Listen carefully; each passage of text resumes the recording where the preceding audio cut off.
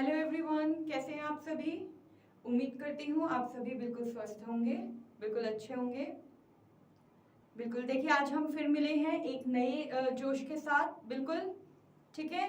तो जैसा कि आप स्क्रीन पे देख पा रहे हैं कि ये हमारी एसएससी सीजीएल सीएचएसएल की क्लास है और आज हमारी थर्ड क्लास है, जिसमें हमारे कल के जो टॉपिक बचे हुए थे उनको हम पढ़ेंगे और साथ में कुछ प्रैक्टिस क्वेश्चंस करेंगे, जिससे कि अभी इन 3 दिन में आपने जितना भी सीखा है तो आपको पता चले कि आप अपनी नॉलेज को देख पाएं कि आपने कितना सीखा है, कितना आपको बेनिफिट मिला है इससे।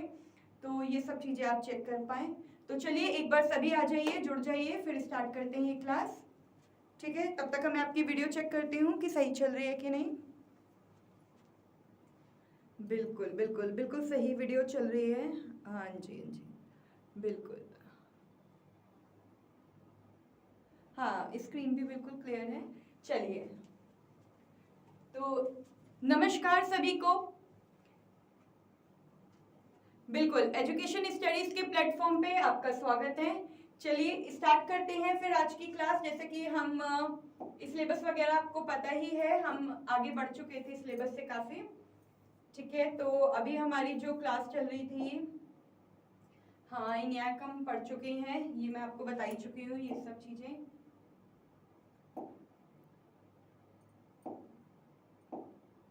यूनिवैक आ गया था। अच्छा, कॉमर्शियल कंप्यूटर क्या होता है हमारा, बताइए जरा, अगर किसी को पता हो तो। कॉमर्शियल कंप्यूटर, बिल्कुल सही। यूनिवैक जो है ये हमारा कॉमर्शियल कंप्यूटर है। क्या है? Commercial computer. कल भी मैंने बताया था आपको, अगर याद हो तो। याद है?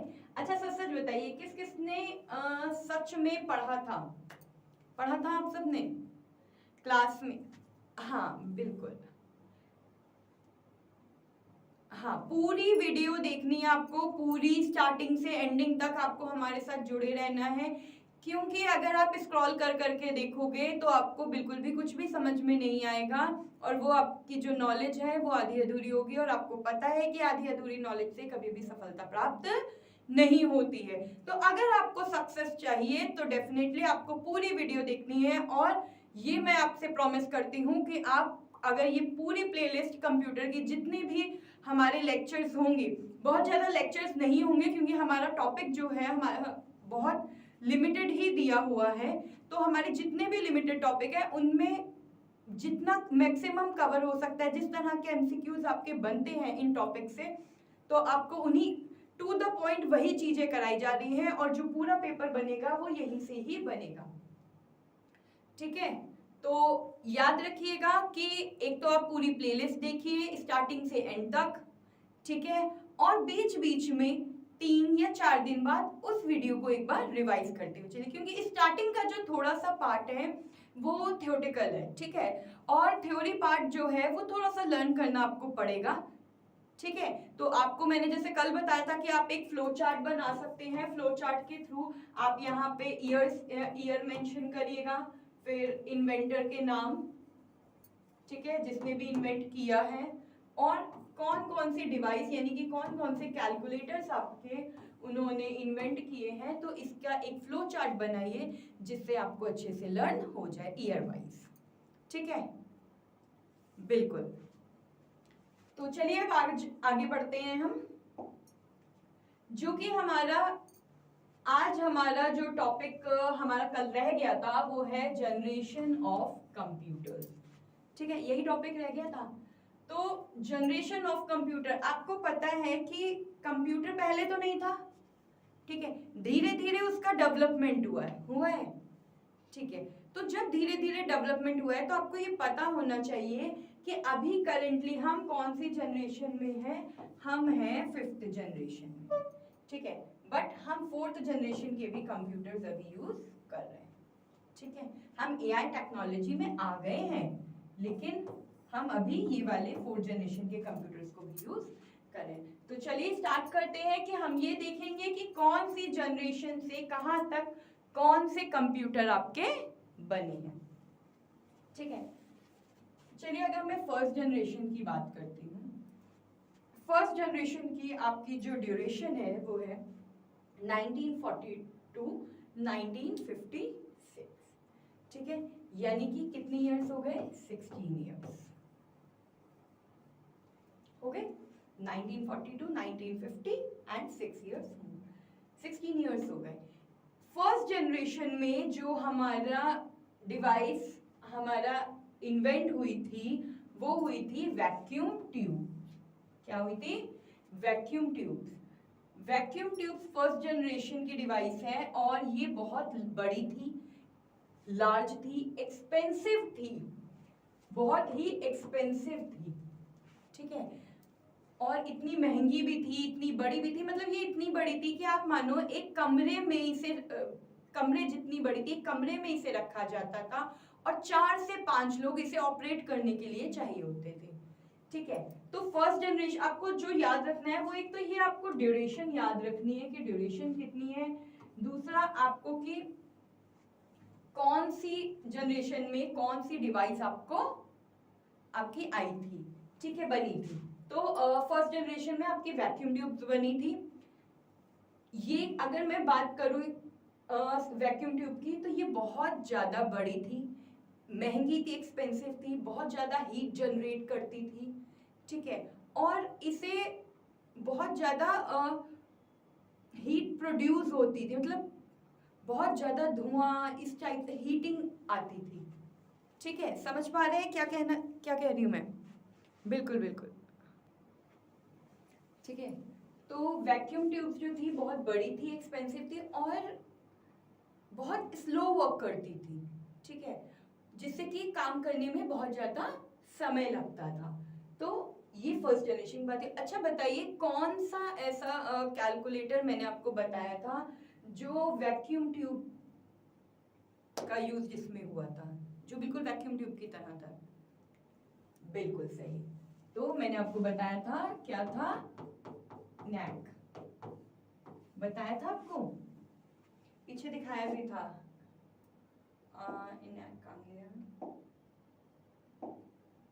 देखिए इनैक बताया था ना, electronic numerical integrated and computer, जो स्टार्ट हुआ था 1943 में, कंप्लीट हुआ था 1945 में। इसके इन्वेंटर थे जॉन डब्ल्यू मॉचले और इनकी पूरी टीम थी एंड जे प्रेसबर्गर। तो ये जो था ये वैक्यूम ट्यूब की तरह ही इसका वैक्यूम ट्यूब का यूज इसमें किया गया था, ठीक है। अब हम आते हैं सेकंड जनरेशन कंप्यूटर में। सेकंड जनरेशन की जो हमारी कंप्यूटर थी इसकी जो ड्यूरेशन थी 1956 टू 1963 थी, ठीक है, यानी कि 7 इयर्स, ठीक है। 7 इयर्स में मतलब 16 इयर्स की ये ड्यूरेशन रही। फिर 1956 में ट्रांजिस्टर बना दिया गया था और वैक्यूम ट्यूब को ट्रांजिस्टर से रिप्लेस किया गया था। देखिए वैक्यूम ट्यूब फर्स्ट जनरेशन का जो इन्वेंशन था वो वैक्यूम ट्यूब था। फिर 1950 जब देखा कि ये बहुत स्लो है, बहुत एक्सपेंसिव है और बहुत ज़्यादा इससे वर्क स्लो हो रहा है, काम धीरे हो रहा है, कैलकुलेशन सब नहीं हो पा रहा काम इससे ठीक से, तो फिर सेकंड जनरेशन आई और सेकंड जनरेशन में हमने क्या किया, वैक्यूम ट्यूब को ट्रांजिस्टर से रिप्लेस कर दिया। अब अगर मैं कंपैरिजन की बात करती हूँ फर्स्ट जनरेशन से सेकंड जनरेशन को, तो फर्स्ट जनरेशन से जो सेकंड जनरेशन है थोड़ी सी छोटी थी, ठीक है, साइज में कंपैरेटिवली वैक्यूम ट्यूब्स के, कम एक्सपेंसिव थी कंपैरेटिवली फर्स्ट जनरेशन कंप्यूटर से, थोड़ा सा फास्ट था इसका वर्क बट फिर भी स्लो थी, काम में समय लगता था। फिर हमने क्या किया, थर्ड जनरेशन की हमारी थर्ड जनरेशन आई। थर्ड जनरेशन में हमने ट्रांजिस्टर को रिप्लेस कर दिया इंटीग्रेटेड सर्किट से, जिसको आप शॉर्ट फॉर्म में बोलते हो आईसीज, ठीक है। इसकी ड्यूरेशन है 1964 टू 1971। इसकी भी ड्यूरेशन कितनी इयर्स की है, 7 इयर्स की, ठीक है। तो सेम कंपैरिजन अगर आपको करना है एग्जाम में तो सिर्फ एक जनरेशन पीछे से वैक्यूम ट्यूब्स जो ट्रांजिस्टर था comparatively smaller than the vacuum tube, less expensive than the vacuum tubes, faster than the vacuum tubes. ऐसे ही integrated में आ जाओ.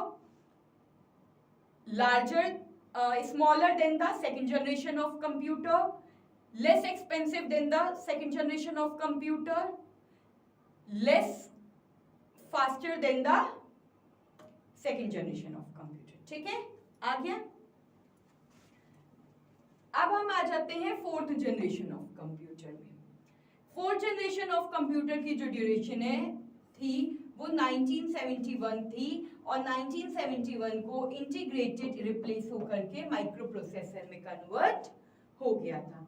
इसी पर्सनल कंप्यूटर माइक्रो प्रोसेसर में और पर्सनल कंप्यूटर में ये कन्वर्ट हो गया था, रिप्लेस हो गया था.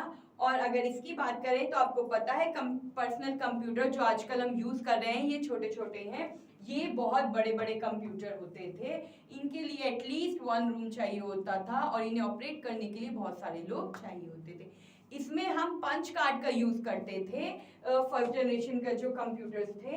और इन पंच कार्ड का जब हम यूज करते थे तो आप बताइए मुझे कि ये पंच कार्ड किसने बनाया था सबसे पहले, इसका यूज किसने किया था एज अ मेमोरी स्टोर करने के लिए. तो इसका यूज किया था हरमन हॉलेरिथ ने. तो ये आप बहुत अच्छे से याद रखिए, ये आपके लिए बहुत इंपॉर्टेंट है. ये चीज बीच बीच में देखिए मैं आपसे क्रॉस क्वेश्चन पूछ रही हूँ जिससे कि आपने जो भी पढ़ा है वो आपको याद रहे. फिर अभी हमारी फिफ्थ जनरेशन ऑफ कंप्यूटर भी आ गई है जो कि अभी हमारी प्रेजेंट में और आगे भी चलेगी, जिसमें हम एआई, जैसे आपको पता है एआई हम यूज कर रहे हैं. एआई टेक्नोलॉजी, आर्टिफिशियल इंटेलिजेंसी का जमाना है. एआई के बगैर तो आजकल सब कुछ एआई के उससे ही हो रहा है. ठीक है, तो जैसे कि आप देख पा रहे हैं. ठीक है, तो आई होप आपको ये जनरेशन ऑफ कंप्यूटर्स आ गया होगा, आपको पता चल गया होगा. बिल्कुल बिल्कुल बिल्कुल बिल्कुल सही बात. तो चलिए स्टार्ट करते हैं. अब कुछ प्रैक्टिस क्वेश्चंस करते हैं जिससे आपको आपकी नॉलेज का पता चल जाएगा कि अभी तक जो आपने सीखा है वो कितना सीखा है. चलिए एक फ्लो चार्ट देख लेते हैं. छोटा सा फ्लो चार्ट है, आप इसका स्क्रीनशॉट ले सकते हैं, आप इसे नोट कर सकते हैं. ये आपके लिए बहुत ही इंपॉर्टेंट है कि जो फर्स्ट जनरेशन है, फर्स्ट जनरेशन आपकी 1940 से 1956 तक की थी. इसका इन्वेंशन क्या हुआ था, वैक्यूम ट्यूब था. और इनैक, इडवैक, यूनिवैक ये सारे आपके फर्स्ट जनरेशन के कंप्यूटर्स हैं. इसका इन्वेंशन किया था जे प्रेसपर्कट और जॉन मॉचली ने किया था.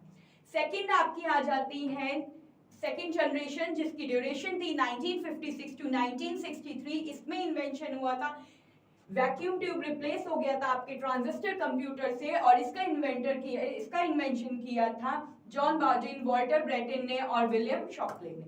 ठीक है, आफ्टर दैट थर्ड जनरेशन हमारी आई थी जिसकी ड्यूरेशन 1964 टू 1971 थी.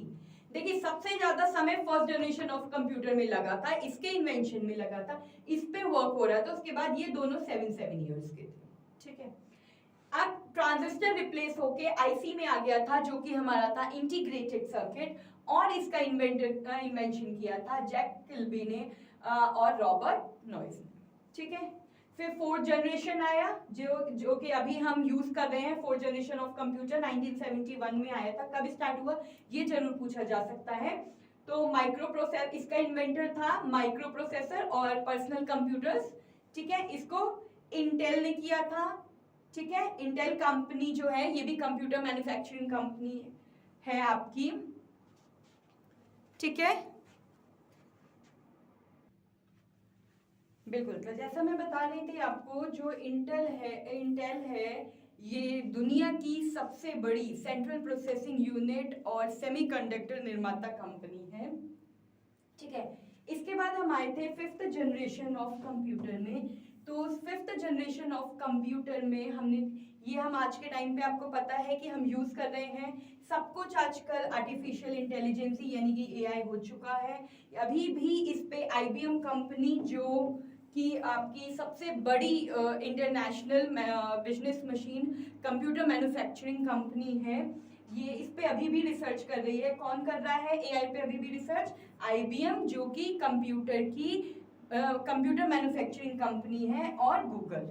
ठीक है, तो अभी भी एआई पे ये रिसर्च आपकी जारी है। तो आई होप आपको जनरेशन ऑफ कंप्यूटर्स आ गया होगा समझ में। एक बार या तो आप स्क्रीनशॉट ले लीजिए, नहीं तो मैं आपको 2 मिनट देती हूँ ताकि आप आराम से इसे लिख पाएं। आप नोट करिए, क्योंकि लिखा हुआ ज्ञान कभी भी खाली नहीं जाता। लिख करके याद करेंगे तो आप लाइफ टाइम आपके माइंड में वो चीज सेव रहेगी।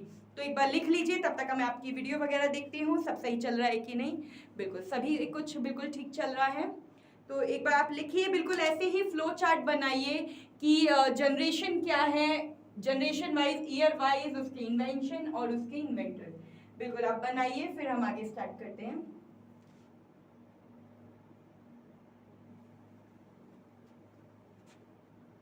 नहीं दिख रहा हो तो ये लीजिए, बिल्कुल। आई होप अब आपको दिख गया होगा।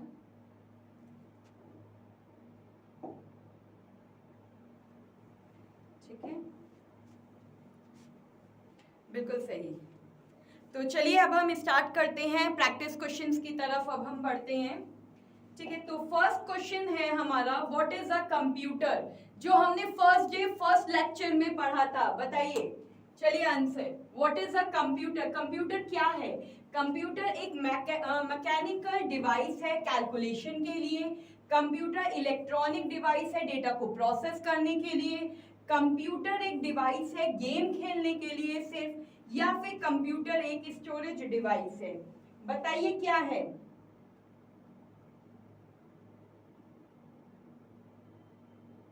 कंप्यूटर क्या है? क्या कंप्यूटर सिर्फ एक कैलकुलेशन करने के लिए हम यूज करते हैं, या सिर्फ डेटा को स्टोर करने के लिए करते हैं, या डेटा को प्रोसेस करने के लिए, या गेम खेलने के लिए? बताइए।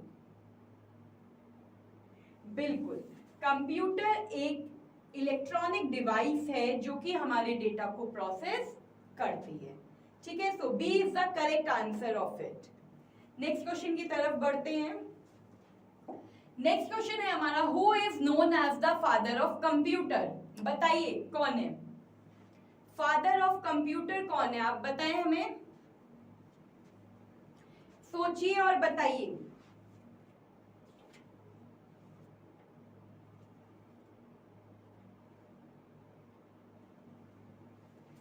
एलन ट्यूरिंग है, चार्ल्स बेबेज है, जॉन वॉन न्यूमैन है, या ब्लेज पास्कल है? बिल्कुल सही जवाब, चार्ल्स बेबेज है। Charles Babbage is a father of computer. जो एलन ट्यूरिंग है आपके, एलन ट्यूरिंग कौन है? He is the father of computer. कौन है? Father of modern computer.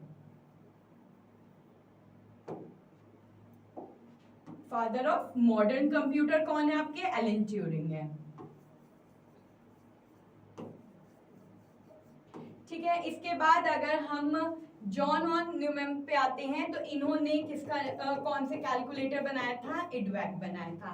Blaise Pascal ने पास्कलिन कैलकुलेटर बनाया था।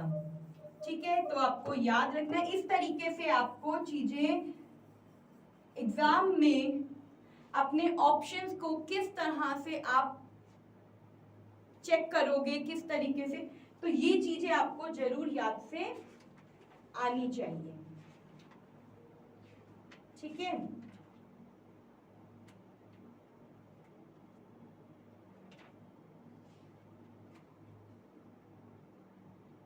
तो आपको एलिमिनेट करना जरूर आना चाहिए अपने क्वेश्चंस को, ऑप्शंस को। नेक्स्ट क्वेश्चन आता है हमारा थर्ड, जो कि आपकी स्क्रीन पर है। पढ़िए, which of the following is not a characteristic of. सबसे पहले कैरेक्टरिस्टिक्स तो पढ़ लिया, लेकिन सबसे पहले आपको फोकस करना है कि यहाँ नॉट पूछा गया है। ठीक है, तो इस चीज पे ध्यान रखिएगा कि कौन सा कैरेक्टरिस्टिक्स नहीं है कंप्यूटर का। तो कौन से नहीं है, कौन कौन से होते हैं कैरेक्टरिस्टिक्स, आपको सब बताए थे। स्पीड, एक्यूरेसी, ऑटोमेशन, डिलीजेंसी, वर्सटैलिटी, है ना। तो यानी कि आपका करेक्ट आंसर क्या हुआ? इमोशन। क्योंकि कंप्यूटर में तो इमोशंस होते नहीं। क्या कंप्यूटर हमारी और आपकी तरह रोता है? नहीं रोता। क्या वो हंसता है? नहीं हंसता। क्या उसे दुख होता है, पेन होता है? नहीं होता। तो डेफिनेटली कैरेक्टरिस्टिक्स कौन सा नहीं है, तो इमोशंस नहीं है, स्पीड भी है, एक्यूरेसी भी है और ऑटोमेशन भी है। कौन सा नहीं है? इमोशन नहीं है। ठीक है, चलिए आगे बढ़ते हैं। नेक्स्ट क्वेश्चन आपकी स्क्रीन पर, what does ego stands for? बताइए किसका answer. Great input, great output, garbage in, garbage out, good information and good output, general input and general output. बताइए इसका आंसर। बताइए GIGO का फुल फॉर्म क्या है? Great in and garbage in and garbage out. GIGO का garbage इन, GIGO यानी garbage in garbage out का जो मतलब होता है कि अगर आप कंप्यूटर में गलत डेटा डालोगे तो आपको आउटपुट भी इसका गलत मिलेगा। ठीक है, आगे बात समझ में। चलिए नेक्स्ट आते हैं, which was the first mechanical calculating device? Mechanical calculating device पूछी है, इसका आंसर दीजिए। मैकेनिकल, फर्स्ट आपकी मैकेनिकल कैलकुलेटिंग डिवाइस कौन सी थी? बताइए, फर्स्ट मैकेनिकल कैलकुलेटिंग डिवाइस पूछी है जो कि है आपकी पास्कलिन। ठीक है, चलिए next question, who invented the difference engine? Difference engine किसने बनाया था? बताइए, जल्दी बताइए। ब्लेज, आपको बार बार मैं यही कह रही हूं कि आपको आंसर्स को एलिमिनेट करना आना चाहिए। तो किसने बनाया था? Charles Babbage invented the difference engine, और इन्होंने ही एनालिटिकल इंजन भी बनाया था। जो डिफरेंस इंजन था ये आपका स्पेसिफिक पर्पस के लिए यूज होता था, और आपका जो एनालिटिकल इंजन था ये भी किसने बनाया था? ये भी बनाया था आपका चार्ल्स बेबेज जी ने बनाया था। और एनालिटिकल इंजन जो था वो आपका जनरल पर्पस के लिए यूज में आता था। ये जनरल पर्पस के लिए यूज में आता था। तो who invented the difference engine? Charles Babbage. Next question है, what were punch card used for? Punch card किस चीज के लिए यूज में आता था? मेमोरी स्टोरेज करने के लिए, मेमोरी को स्टोर करने के लिए, कैलकुलेशंस करने के लिए, प्रोग्रामिंग अर्ली कंप्यूटर्स के लिए, या रनिंग ऑपरेटिंग सिस्टम्स के लिए? किस काम में आता था आपका पंच कार्ड? बताइए मुझे। पंच कार्ड का यूज हम क्यों करते थे? बताइए। बिल्कुल सही जवाब, जो पंच कार्ड का हम यूज करते हैं वो प्रोग्रामिंग अर्ली कंप्यूटर्स के लिए किया जाता है। ठीक है, नेक्स्ट क्वेश्चन है, which was the first general purpose electronic digital computer? General purpose electronic digital computer, बताइए इसका आंसर क्या है? जनरल पर्पस के लिए कौन सा कंप्यूटर यूज में आता है? नैक। ठीक है, मैंने आपको बताया था एनालिटिकल इंजन के बारे में जो कि हमारा जनरल पर्पस था। ठीक है, तो आप सिर्फ उसे ही मत देख लीजिएगा, आगे भी क्वेश्चन रीड करिएगा। इलेक्ट्रॉनिक डिजिटल कंप्यूटर तो क्या है हमारा? नैक। नेक्स्ट क्वेश्चन की तरफ बढ़ते हैं, विच technology was used in first generation of computer? आपको बताया गया था कि फर्स्ट जनरेशन ऑफ कंप्यूटर में कौन सी यूज होती है? बिल्कुल, हमारी फर्स्ट, चलिए हम एलिमिनेट करते हैं, वैक्यूम ट्यूब। वैक्यूम ट्यूब क्या था? फर्स्ट जनरेशन में। इसके बाद वैक्यूम ट्यूब रिप्लेस हुआ था ट्रांजिस्टर से सेकंड जनरेशन। फिर माइक्रो प्रोसेसर आया था यानी कि थर्ड जनरेशन हमारा, और उसके बाद सॉरी, फिर इसके बाद आया था हमारा आईसी आया था, इंटीग्रेटेड सर्किट, जो कि था हमारा थर्ड जनरेशन। उसके बाद हमारा माइक्रो प्रोसेसर आया था जो कि था हमारा और पर्सनल कंप्यूटर यानी कि fourth generation. So what will be the correct answer? Correct answer is first generation vacuum tube. ठीक है, इसी तरह से आपको ऑप्शंस को एलिमिनेट करना है और आप आंसर्स तक पहुंच जाएंगे। चलिए नेक्स्ट क्वेश्चन पे आते हैं, सेकंड जनरेशन कंप्यूटर किस रिप्लेस किया था vacuum tube with? Vacuum tube ने सेकंड जनरेशन में जो रिप्लेस किया था कंप्यूटर, वो कौन सा किया था? अभी मेरी आपसे बात हुई है, बताइए। बिल्कुल सही। क्या है हमारा? Transistor. What was the key advancement in third generation computer? Artificial intelligence, vacuum tube, integrated circuit या फिर quantum computing? बताइए। बिल्कुल इंटीग्रेटेड सर्किट। नेक्स्ट क्वेश्चन रहा आपकी स्क्रीन पे, विच generation introduce micro processor? First generation में क्या आया था हमारा? Vacuum tube. सेकेंड में क्या आया था? Transistor. And after that in the third generation IC, integrated circuit, and fourth generation micro processor. तो हम पहुंच गए अपने आंसर्स तक कि नहीं पहुंचे? बताइए, एलिमिनेट करना कितना इजी है। So what will be the answer? Fourth. ठीक है, तो इसी तरह से आपको ऑप्शंस एलिमिनेट करने हैं। व्हाट इज अ की feature of fifth generation of computer? क्या है आपको पता है फिफ्थ जनरेशन में हम क्या यूज कर रहे हैं? फर्स्ट, सेकेंड, ये तो मैग्नेटिक ड्रम है। ठीक है, तो क्या हुआ इसका answer? Artificial intelligence. Who invented the Mark I computer? बताइए किसने इन्वेंट किया था? बताइए फटाफट।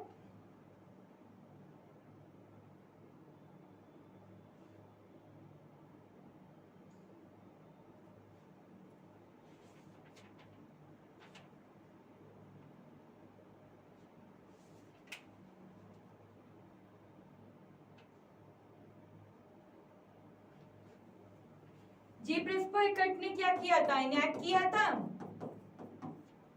जॉन वॉन न्यूमैन ने क्या किया था? मार्क I किया था। एलन ट्यूरिंग क्या थे? फादर ऑफ मॉडर्न कंप्यूटर थे।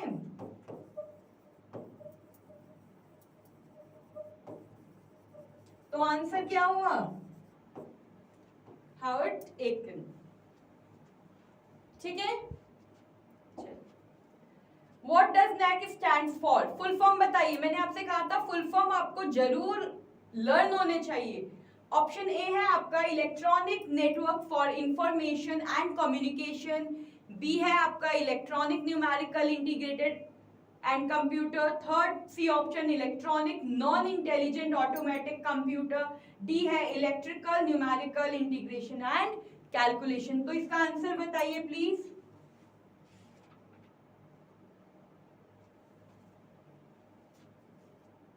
बिल्कुल सही आंसर है इसका electronic numerical integrator and computer. Next question आपकी स्क्रीन पे, हाउ वाज इट वैक different from ENIAC? First, it was punch cards, it used punch cards, it used the stored program concept, it was smaller in size, it had a graphical interface। Answer बताइए, सोचिए।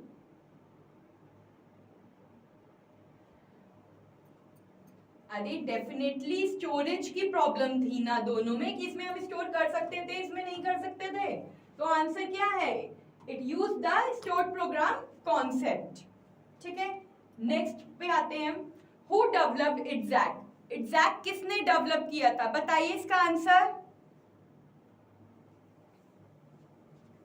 अब तो आपको eliminate करना भी आ गया होगा।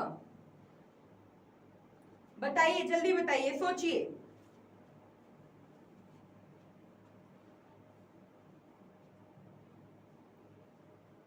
बिल्कुल सही, मॉरिस विल्क्स ने एग्जैक्ट को डेवलप किया था।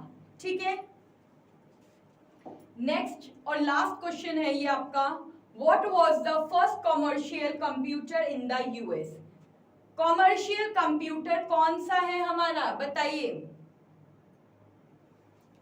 जल्दी बताइए। Which is the commercial computer in the US? Answer बताइए।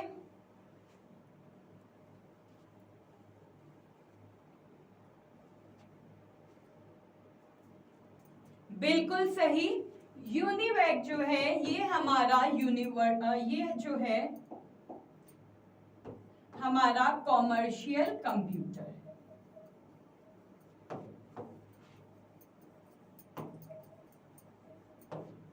ठीक है, आ गया समझ में यहाँ तक सभी को? और इनैक जो है ये हमारा इलेक्ट्रॉनिक कंप्यूटर है।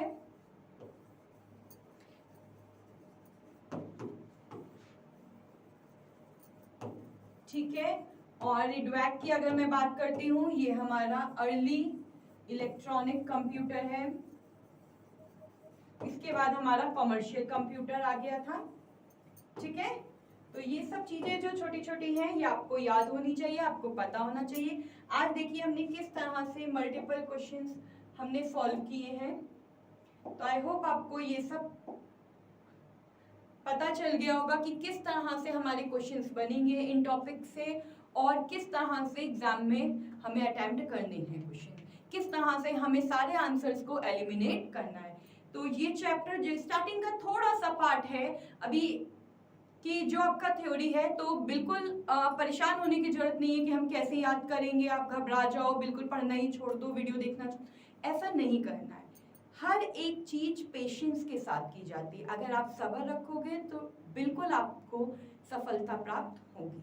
ठीक है, तो हर एक काम को पेशेंटली करिए, सारी चीजों को, वीडियो को, पूरी प्लेलिस्ट को आराम से एक एक करके देखिए और सीखिए कि किस तरह से आपको एग्जाम में अटेम्प्ट करना है, और एक एक चीज को अच्छे से पढ़िए कि कौन से ईयर में कौन सा इन्वेंशन किया गया और उसके इन्वेंटर कौन है। ठीक है, और इसी तरह से हमने कैलकुलेटर पे बात की थी, जनरेशन ऑफ कंप्यूटर पे बात की थी। अब हम मिलेंगे आपसे एक नई क्लास में, तब तक के लिए धन्यवाद।